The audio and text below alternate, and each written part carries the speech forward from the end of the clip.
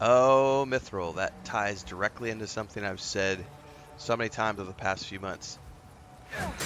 A lot of us, when we play games from a long time ago, we were a certain age when we played those games. And as a result, we felt a certain way when we played those games. And most adults, like 99% of adults, mature with age. And so they move on.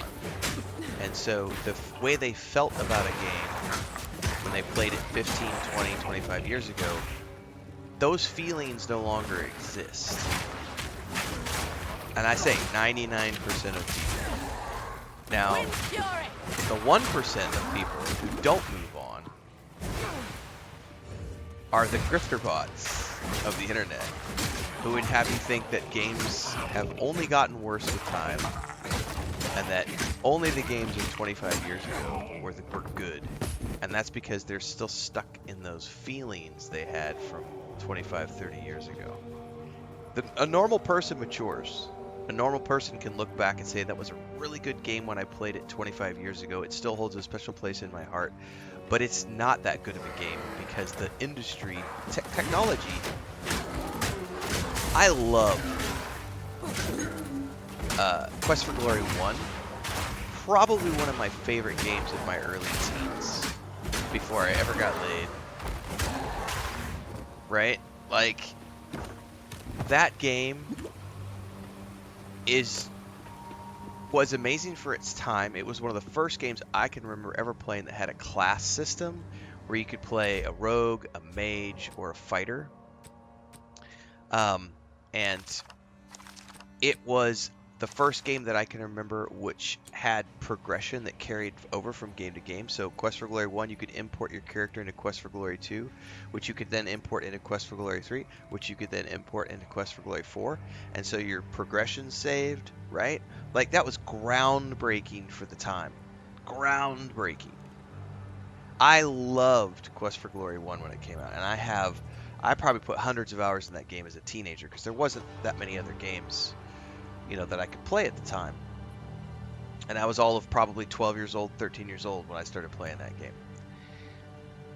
I do not look back on that game as the best game of all time, because it was a point-and-click adventure game with horrible graphics, an extremely limited UI because of the times. It came on floppy disks. That's how old it was. A floppy disk game. There was no voiceovers in it. It was MIDI music.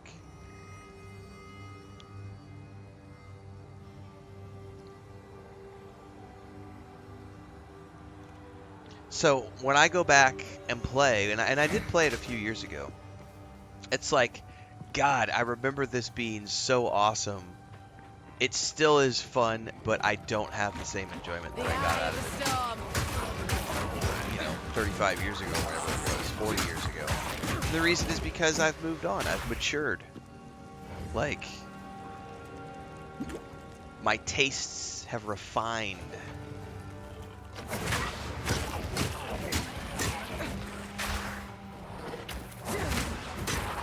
Like people who say Diablo 2 is the best game ever and no other ARPG that has come out since then no other ARPG is better than Diablo 2. And it's like, dude, just in terms of mechanics alone,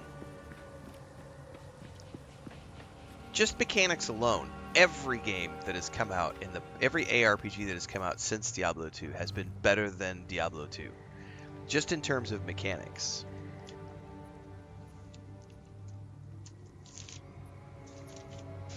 So it's a very fascinating. Hang on, I'm jotting this down for a YouTube video. It's a fascinating discussion on how some people are incapable of moving, of like maturing as adults, and they remain stuck in that mentality of things I did when I was 15 years old before I ever got laid. Those were the best things I ever did, and those feelings I've carried through me my entire life, and I'm always going to look back on those things and feel that those were the best things ever, and no other things are ever going to be able to match up to those feelings. And that's why I said, average, everyday, normal person matures with time and looks back on those experiences with fondness, but can recognize that, oh no, the industry has moved on, and for the better. Like, you hear that? The shout that she just did? Like, the voiceovers? Games didn't have voiceovers,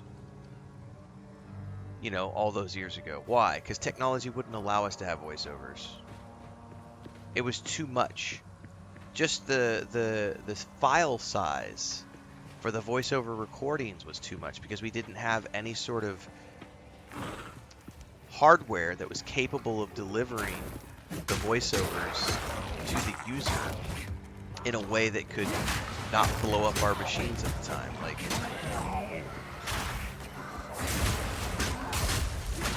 Like just one line of voice dialogue is probably more than would fit on a floppy disk that games used to come on back in the day. You know what I mean? Like, that's the kind of thing, when I hear people say that the games of yesterday were better, I'm like, no, they weren't. We were extremely limited by hardware and software. Like, we didn't have the coding languages we have today. We didn't have the game engines we have today.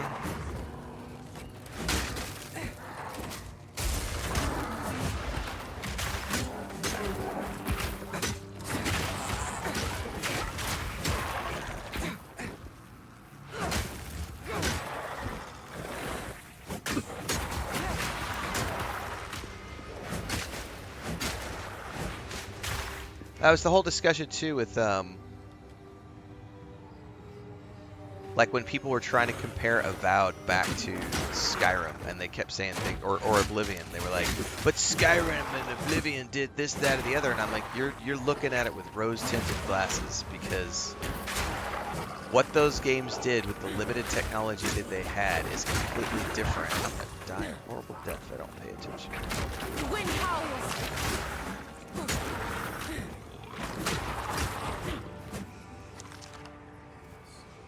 People also forget that, like, when Skyrim came out, it didn't have all of the content that it has today. That took them, you know, a decade plus or whatever of launching DLCs and stuff to get all the content out, and then patching all the bugs and fixing all the things that were broken. It only became a masterpiece over many years of time. But the big thing is like, it's not the technological wonder that a lot of people think it is. It did what it did very well, but the games of today are infinitely more complex and better than Skyrim because of things like modern game engines, which have modern lighting and modern shading and modern physics and modern everything. Better coding languages, better performance, better X, Y, and Z. You know, like, it's okay to have I love Knights of the Old Republic. Star Wars Knights of the Old Republic is one of my favorite games of all time. So is Knights of the Old Republic 2. Both those games are amazing. I don't look back as those as like the best Star Wars games that have ever launched. It's just not true. Jedi Fallen Order, Jedi Survivor, Star Wars Outlaws, those games are infinitely better than Knights of the Old Republic. In terms of everything from graphics to voiceovers to shaders, lighting, special effects, lightsabers, sound effects, everything. They're just better. Was Knights of the Republic an amazing, awesome, groundbreaking game when it came out? Fuck yes it was. Like, the storyline is still one of the best storylines I've ever played in a Star Wars game, and it holds a very special place in my heart. Does not mean that it's an irreplaceable game. Does not mean that it's going to always be the best Star Wars game I've ever played.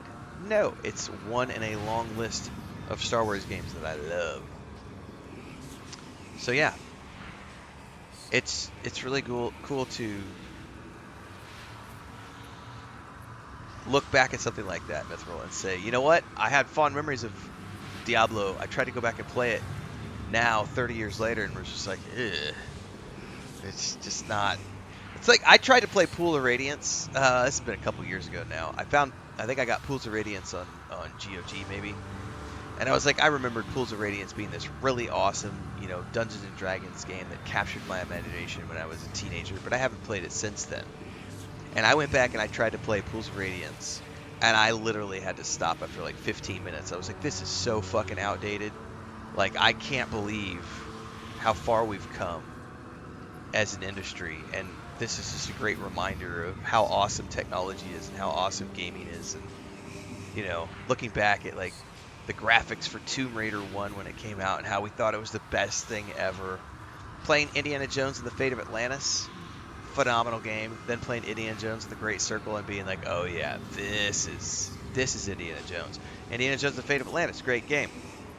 Groundbreaking for its time. Fully voiced, that was pretty unique for the 90s, right?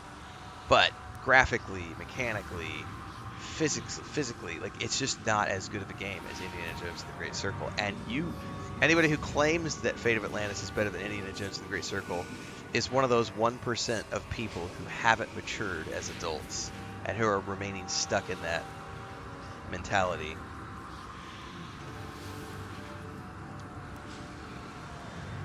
The first person I ever was intimate with was the best time I ever had in my whole life. I guarantee you it wasn't, and if it was, I'm sorry for you. I'm sorry for you if that's the best time you've ever had was the very first time. I'm very sorry for you as a human being. Because you're supposed to get better at things as you get older. You're supposed to have better experiences as you age and mature and... Oh, I love that topic. It's a fascinating topic to me.